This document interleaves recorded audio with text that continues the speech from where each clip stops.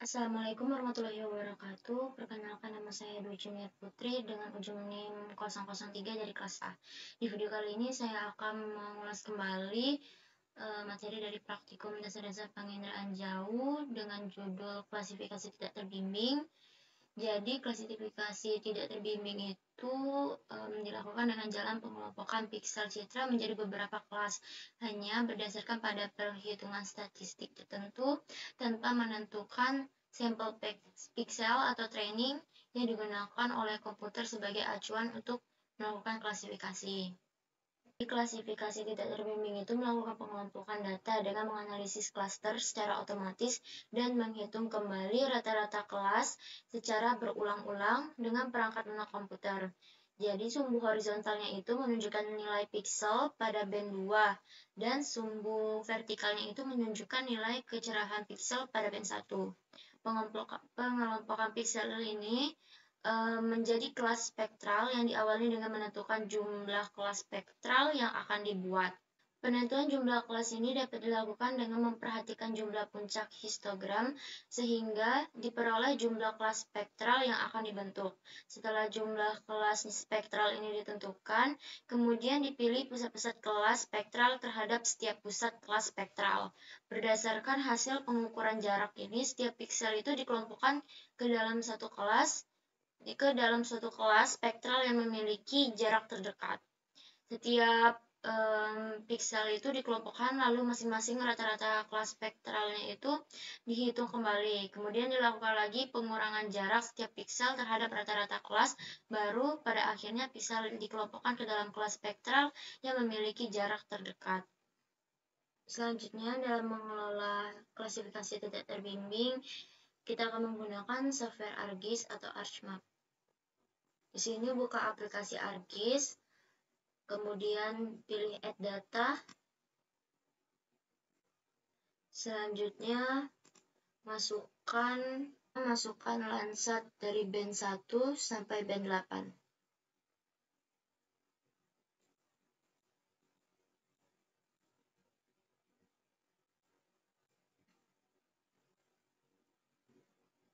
Tampilannya seperti ini, maka kita tutup dulu. Selanjutnya kita ke search, lalu cari composite band. Sudah kita klik,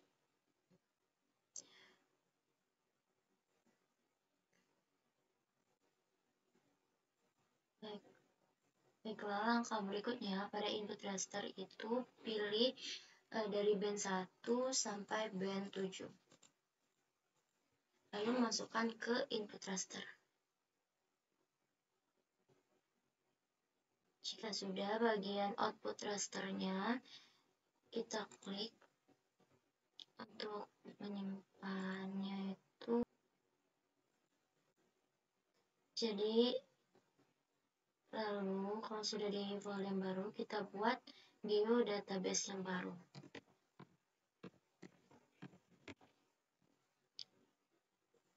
Kita klik dan kita kasih nama composite band.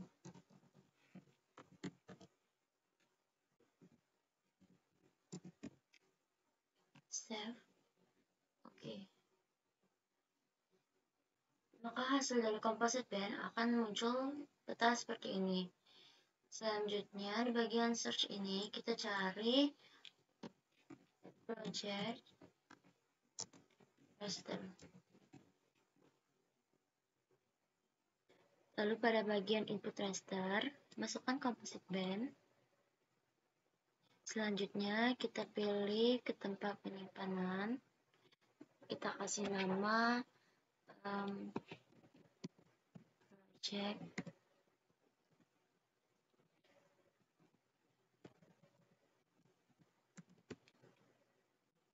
Oke.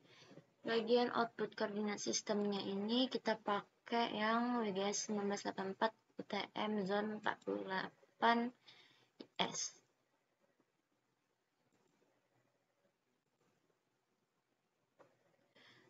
Jika sudah, kita bisa klik OK. maka akan muncul pada layers yaitu project cluster. Selanjutnya itu bisa add data kembali, lalu kita masukin Kabupaten Konawe-nya, itu kita masukin yang administrasi kecamatan AR.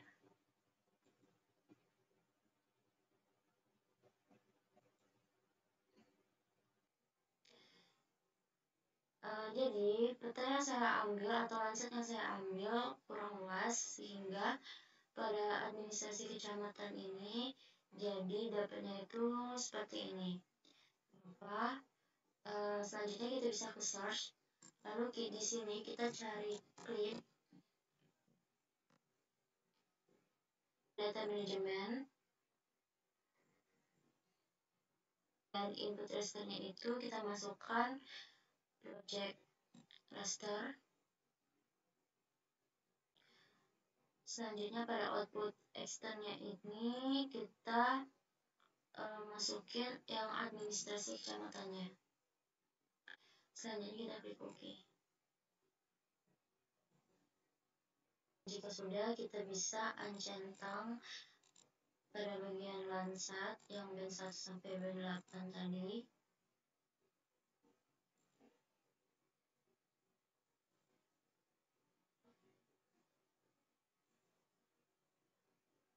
Maka hasilnya akan jadi seperti ini. Selanjutnya kita ubah jadi band 4, 3, dan 2 agar dapat jelas.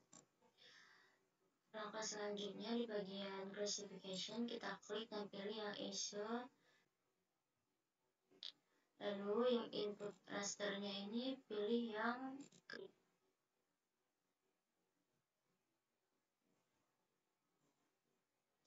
Jika sudah, pada number of kelasnya ini kita kasih 4 dan tempat penyimpanannya ini jadi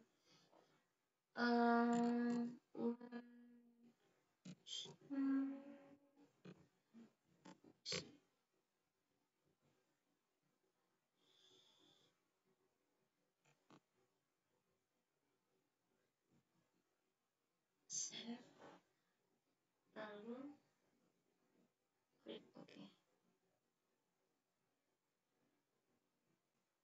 Jika sudah, maka akan muncul tampilannya seperti ini.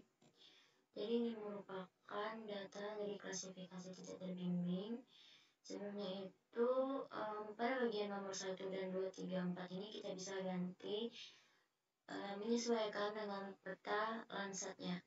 Jadi di bagian yang ini merupakan perairan, sedangkan pada yang klasifikasinya itu dia berwarna abu-abu. Perairan tidak mungkin warna abu-abu, jadi kita ganti menjadi warna biru.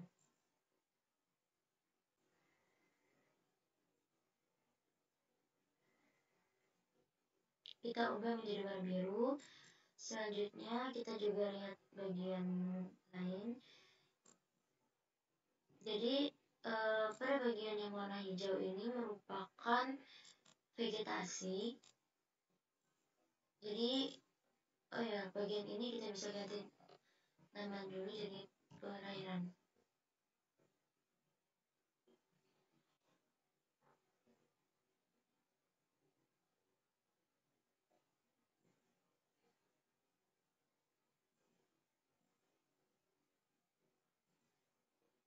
Jadi nomor 1 ini kita bisa ganti nama jadi perairan.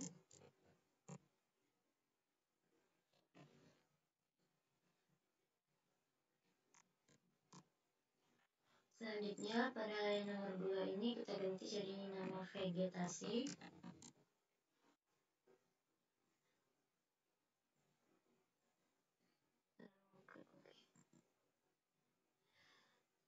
Ini kita lihat lagi.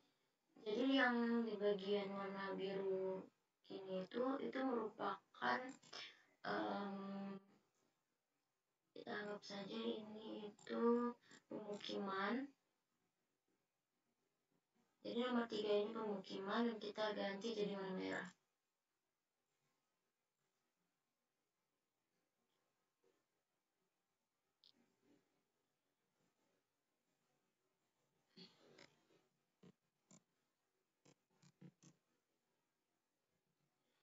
Selanjutnya pada bagian nomor 4 ini merupakan non vegetasi. Jadi kita ganti jadi warna oranye.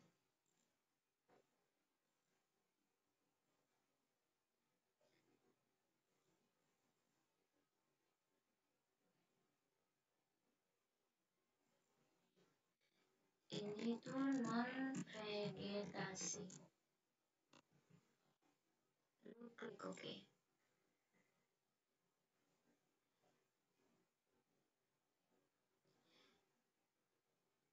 Jadi dari data klasifikasi tidak terbimbing ini masih belum sempurna dikarenakan pemilihan pada data citra Landsat-nya.